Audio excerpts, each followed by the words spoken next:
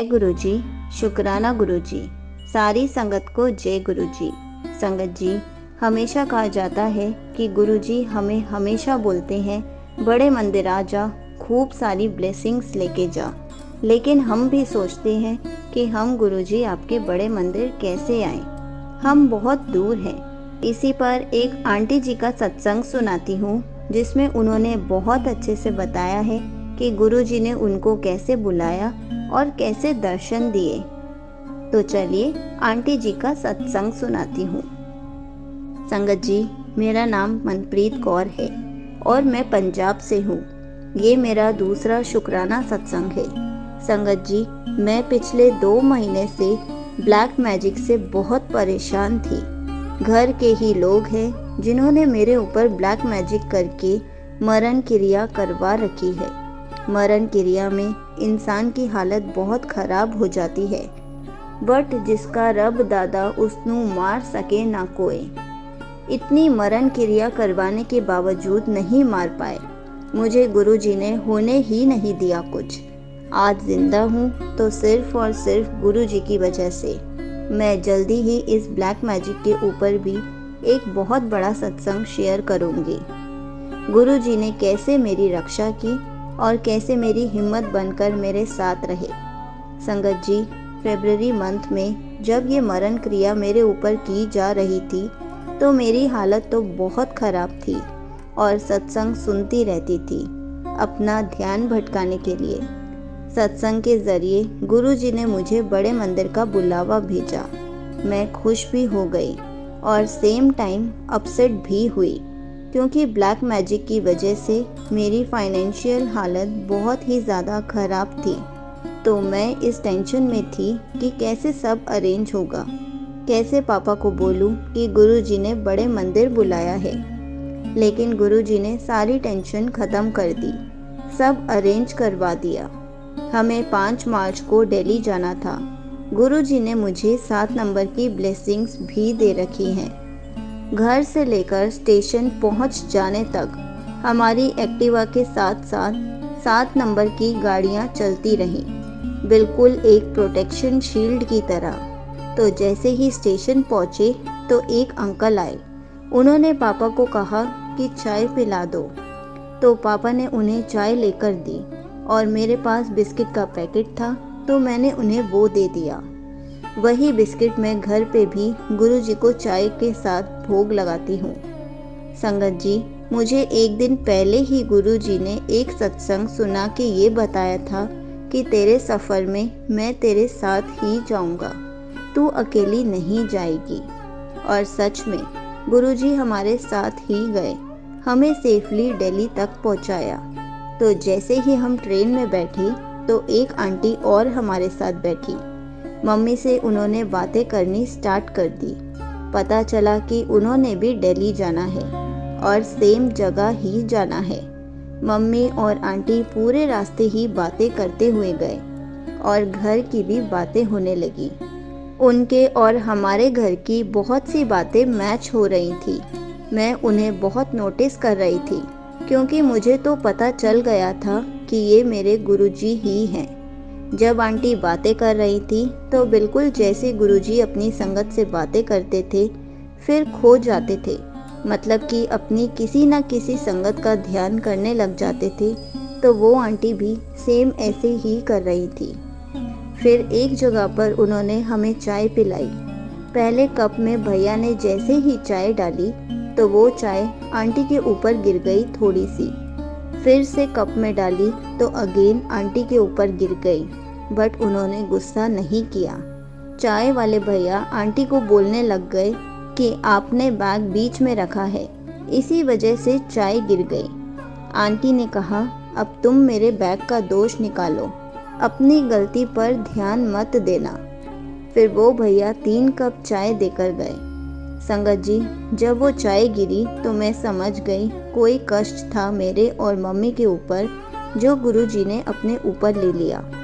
तो बहुत बहुत शुक्राना मेरे गुरुजी जो साथ गए आप और हमारे कष्ट भी अपने ऊपर ले लिए। ये मेरा और मम्मी का फर्स्ट टाइम अकेले ट्रैवल था, तो थोड़ा डर भी था कि पता नहीं कैसे जाएंगे, पूरे रास्ते में मैं मंत्र जाप करती हुई जा रही थी, लेकिन गुरुजी का जैसे ही पता लगा कि वो भी साथ ही हैं, तो सारा डर निकल गया। फिर जब हम दिल्ली स्टेशन पहुंचे तो सीढ़ियों से एक बुजुर्ग अंकल आंटी उतर रहे थे। उनके हाथ में सामान भी था। तो गुरुजी को तो पता था कि ये नहीं उठा सकते, क्योंकि सर्वाइकल की वजह से इनकी नेक और शोल्डर में पेन रहता है। तो आंटी ने उनका सामान उतारा और मैं उन बुजुर्ग आंटी का हाथ पकड़कर उन्हें सीढ़ियों से उतरवा दिया। तो उन बुजुर्ग आंटी जी ने मुझे बहुत सारी ब्लेसिंग्स दी। तो शुक्राना गुरुजी का, जो उन्होंने ये सेवा भी करवाई मुझसे। फिर हम स्टेशन से बाहर निकले, एक दूसरे को बाय बोला और अपने अपने रास्ते हो गए। और हाँ, वो आंटी मेरे कांटेक्ट में भी है। फिर जब हम सिस्टर के घर पहुंच गए तो घर पहुंचते ही सामने गुरुजी का स्वरूप देखकर मैं बहुत खुश हो गई। मेरी सिस्टर की जेठानी का बेटा, वो भी गुरुजी को बहुत मानता है। बहुत पसंद है उसे बड़े मंदिर जाना। वो सिर्फ अभी 2-3 साल का है। उसका नाम गगनदीप है और प्यार से उसको गोलू बुलाते हैं। तो मैंने उसे कहा कि गोलू, तूने मासी को चॉकलेट नहीं खिलाई। अब मुझे नहीं पता संगत जी, मेरा कहाँ से चॉकलेट खाने का मन हो रहा था। मुझे बहुत क्रेविंग हो रही थी। तो मैं ट्रैवल की वजह से थकी हुई थी और सोने लगी। और वो बच्चा गोलू रात को 9 बजे ऊपर आया कि चाची दरवाज़ा खोलो। तो मेरी सिस्टर ने डोर ओपन किया तो गोलू अंदर आकर कहता कि मैं मासी के लिए चॉकलेट लेकर आया हूँ। सब हैरान थे, क्योंकि वो लड़का अपनी चीज़ किसी को नहीं देता। तो मैंने सबसे पहले गुरुजी को शुक्राना किया कि उन्होंने अपनी इस प्यारी सी छोटू संगत के द्वारा मुझे चॉकलेट खिलाई। तो हाफ चॉकलेट मैंने उसे दी और हाफ मैंने खा ली। मैं जब तक अपनी सिस्टर के घर रही तब तक मैं गुरुजी के मंदिर के पास ही एक बेड लगा रखा था, मैं वहीं सोई। फिर 8 मार्च को जब गुरुजी के बड़े मंदिर जाना था तो किसी बात को लेकर इन सब ने मेरा मूड खराब कर दिया था। मतलब कि गलत भी मेरे साथ हुआ और सुनाया भी मुझे ही गया। पूरी बात नहीं बता सकती कि क्या हुआ, बट मूड बहुत ज़्यादा खराब कर दिया था। तो मैं मना कर रही थी जाने से कि मैं नहीं जाऊंगी। तो मेरी सिस्टर की मदर इन लॉ मुझे बार बार कह रही थी कि छोड़ इन्हें, तैयार हो जा, चल बड़े मंदिर। सिर्फ वही जो बार बार मुझे रेडी होने के लिए बोल रही थी। फिर बाद में एकदम से माइंड में आया कि ऐसे लग रहा है कि गुरुजी बोल रहे हैं कि इतनी दूर से आई है, किसी और की वजह से मूड मत खराब कर। फिर मैं रेडी हो गई। जैसे ही हम छतरपुर पहुँचे, ऑटो में बैठे तो 2-3 संगत और थी हमारे साथ और सब गुरुजी के बारे में बता रहे थे। और ऑटो जैसे जैसे बड़े मंदिर की ओर बढ़ रहा था, मुझे नहीं पता संगत जी, मैं बहुत मुश्किल से सबके सामने अपने आंसुओं को कंट्रोल कर रही थी कि कोई देख ना ले। फिर जैसे ही बड़े मंदिर पहुँचे, रास्ते में इतनी भीड़ देखकर, सच में इतनी लंबी लंबी लाइनें थीं, बहुत ही ज़्यादा भीड़ थी। ये सब देखकर अच्छा लगा कि हमारे गुरुजी को इतने लोग मानने लग गए हैं। अभी तो आने वाले टाइम ये लाइनें और बढ़ेंगी। जब मंदिर के रास्ते में चल रही थी तो कदम कदम पे मैंने अपने गुरुजी को फील किया, वो मेरे साथ साथ ही हैं। फिर जैसे ही बड़े मंदिर पहुँचे, मैंने ऑटो में तो कंट्रोल कर लिया अपने आंसुओं को, लेकिन मंदिर में नहीं कर पाई। ऑटोमेटिकली रोए ही जा रही थी और सच बोलूँ तो चुप होने का दिल भी नहीं था, क्योंकि यही एक जगह ऐसी लगी कि जहाँ मैं एटलीस्ट खुल के रो सकती हूँ, क्योंकि जिनके पास मैं आई हूँ सिर्फ वो ही हैं जो मेरे दुख और तकलीफ को समझते हैं। सिर्फ गुरुजी ही जानते हैं मैं कैसे अपनी लाइफ जी रही हूँ। बाकी सबको तो यही लगता है कि मेरी लाइफ तो ऐश से भरी हुई है, खुशियाँ ही खुशियाँ हैं मेरी लाइफ में, बट ऐसा कुछ नहीं है। गुरुजी को सब पता है। फिर हम अंदर गए और अंदर का नज़ारा तो मैं वर्ड्स में एक्सप्लेन भी नहीं कर सकती। बट अपने गुरुजी का शुक्राना करना चाहती हूँ कि उन्होंने मुझे अपने पास बुलाया।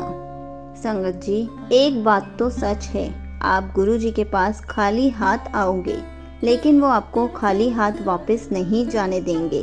भर भर के ब्लेसिंग्स देते हैं, अपनी सारी संगत को बहुत प्यार करते हैं, बहुत ख्याल रखते हैं। मेरी मम्मी के नीज में बहुत पेन भी था, गुरुजी ने वो भी ठीक कर दिया, क्योंकि जब बड़े मंदिर जा रहे थे तो मुझे यही था कि पता नहीं मम्मी से चला भी जाएगा या नहीं, बट गुरुजी ने शटल सेवा प्रोवाइड करवाई। मम्मी और सिस्टर की मदर इन लॉ उसमें गए, मंदिर में ठीक से दर्शन भी हो गए।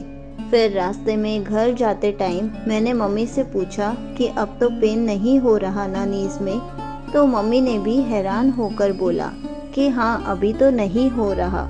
तो मम्मी का नीज का पेन भी ठीक करने के लिए शुक्राना गुरुजी।